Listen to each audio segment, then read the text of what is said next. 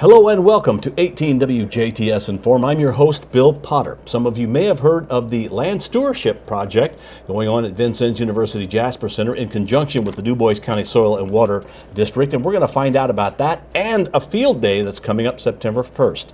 Joining us here in the studio of WJTS, first of all, we have Alan Smock.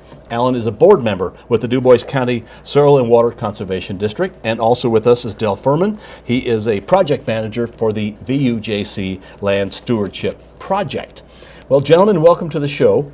I guess let's start off, first of all, we're going to talk about a little bit of the history. What is the land stewardship? Well, in 2012, the Dubois County Soil and Water Conservation District partnered with Vincennes University Jasper campus and the focus of the partnership was to utilize the property that the university had that was currently in crops, and to improve the natural resource of the property using no-till and cover crop technologies, and then demonstrate the benefit of that to the public, to the agricultural public as well as to the public at large. And then the other main goal of that is to have this being a long-term type of project, so that we can look at the benefits over a long period of time, and that because in many cases it takes a while for these benefits to become really visible. Okay, and Dale, this might be a question for you. What happens there? I mean, it's ground. There are things that are on it, but it really just sits there. If somebody comes out and looks at it right now, they might go, well, I don't really understand. But there is work happening that you don't see. Yes, there's a lot of work being done because we're trying to address not only the crop itself that we may plant there. We're trying to address the erosion issues that might come up because the property is a rather hilly property, and so we have projects that go along with that to prevent soil erosion. Also, that's one of the reasons cover crops are a big issue there, is because cover crops, between the main cash crop like soybeans or corn, the cover crops can help shield the ground from erosion, and they also add a lot of organic matter into the soil. We also have primarily doing no-till work, although there's some comparison work going on between no-till and conventional tillage that has been done to show the benefits of long-term benefits of improving the soil health, improving water quality, and improving or decreasing, I should say, the erosion aspects of the property. Yeah, Alan, you mentioned that it's been going on since 2012. Have we learned anything yet? I mean, 3 years is not a lot of time, really, for, I guess, the kind of things that you're trying to test and find out. But do we know some things from that? You know, it does take a while for the soil structure to rebuild, and but we are learning things, certainly. We do water testing of water that runs off of the property from the surface drains and also from subterranean drains. And so we're learning about how phosphorus moves and nitrogen and so on. The other thing that we're really learning, though, is that it takes time. I think that's one of the things that we're really seeing. Is that it takes time to kind of recoup the soil's nutrients? It has to, Because one of the things that as Dale mentioned about cover crops, one of the things that we want to do with cover crops is that it helps feed the microbiome when there's no cash crop on the property, and so we're trying to keep something green on the property year round. And that turns out to be a bit of a challenge with the last few years that we've had. The weather, it's hard to get the cover crop planted early enough and so that it can become stabilized and viable. And we're learning. Okay, and I realize you're not scientists, but you mentioned the microbiome. For those that don't know, what do you mean by that in like layman's terms? Well, it's good to think of the soil as being a living, breathing organism. Okay. And when there's something green growing on the property or green growing on the ground, then there's something for that microbiome, for that system to eat, if you will.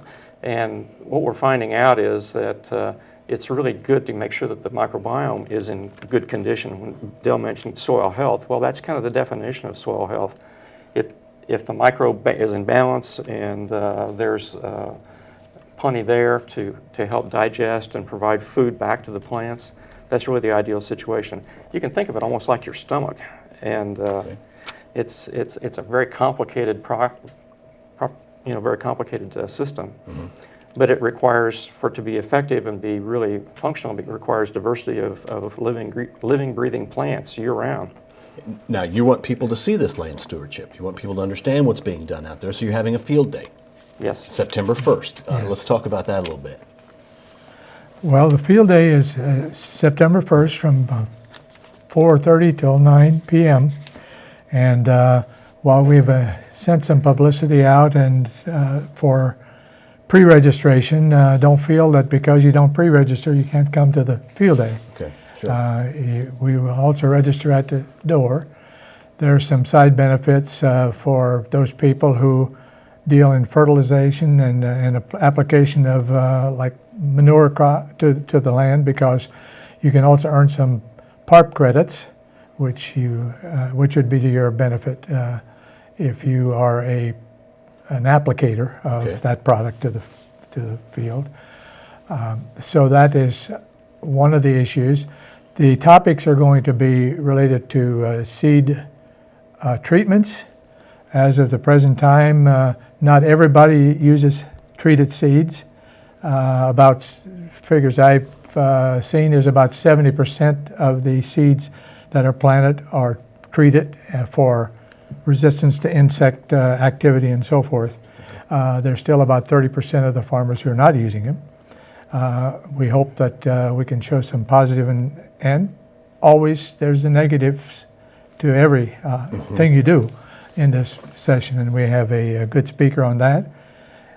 We also then are going to cover crops, and in the cover crop aspect, one of the main benefits of cover crops actually is an asset to the soil, from the standpoint that depending on the type of cover crop you pick, you can really open up the soil with the root structure goes down into the soil.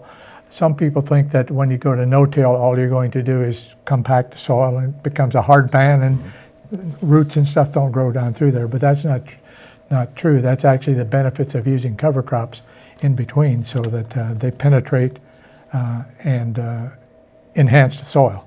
Is there a charge for anybody that would like to come and participate? There's no charge. The only charge would be those people want PARP credits. I think it's like $10 and they get some credits toward that. But it's completely free to the public. And we hope a lot of people do come and take advantage of that. And really, this is probably something that, if you're a farmer, obviously it's really important to a farmer. Yes, I think farmers but need even to learn. if you're somebody that maybe has 20 acres, you may learn something here that you didn't know about how to take care of your property better. Certainly, there are a lot of small farms especially the fruit and vegetable farms and things like that, also out in the. And now you hear a lot about small farms in cities and things like that. So it's not, and it's all deals with food. So I mean, food is a commodity that everybody wants. How should people dress? You just show up, whatever? I guess it depends on the weather. Yeah, it's casual. Dress for the weather. Will all the workshops, instructions be outside, or is there some that are in a building? There would be. We will start in the building, Okay. and CTEM building. the CTEM building at the university, Okay.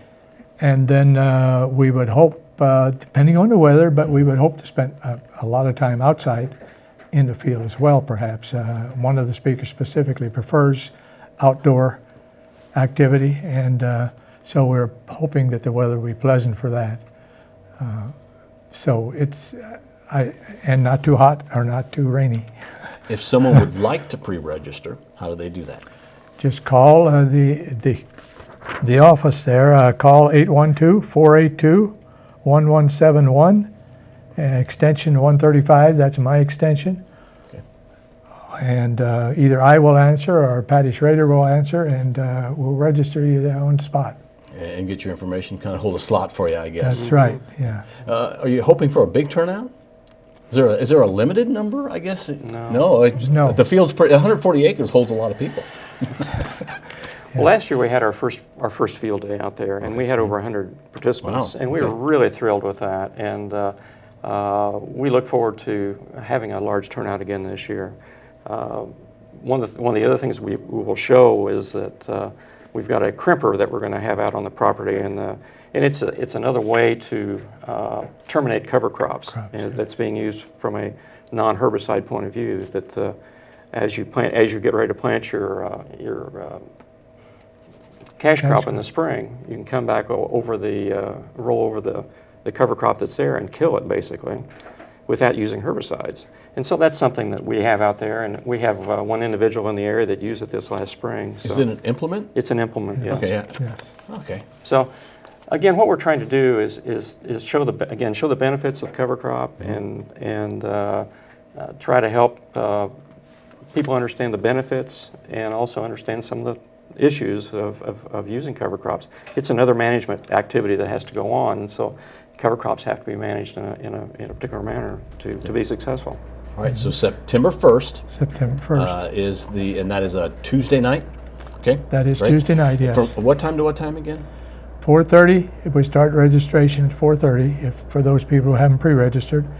There's one other aspect there that we're going to have a number of sponsors who do support our activity financially and with in-kind help, and they will have an opportunity to exhibit their knowledge base there, and the farmers and the community, whoever shows up, will have an opportunity to interface with them and ask questions. So this is a new addition to what we've done in the past. Very good. And it's September 1st. September 1st. And it's on the campus of Vincennes University Jasper Center. It starts in the CTIM building, which is the newest building out there on the campus. That is right, yes. Gentlemen, thank you for coming in. Been a pleasure. All right, you. our Been a guests pleasure have talking with you. our guests have been Alan Smock. He's on the board of the Dubois County Soil and Water Conservation District and the project manager for the VUJC Land Stewardship with the Dubois County Soil and Water Conservation District. That is Del Fuhrman.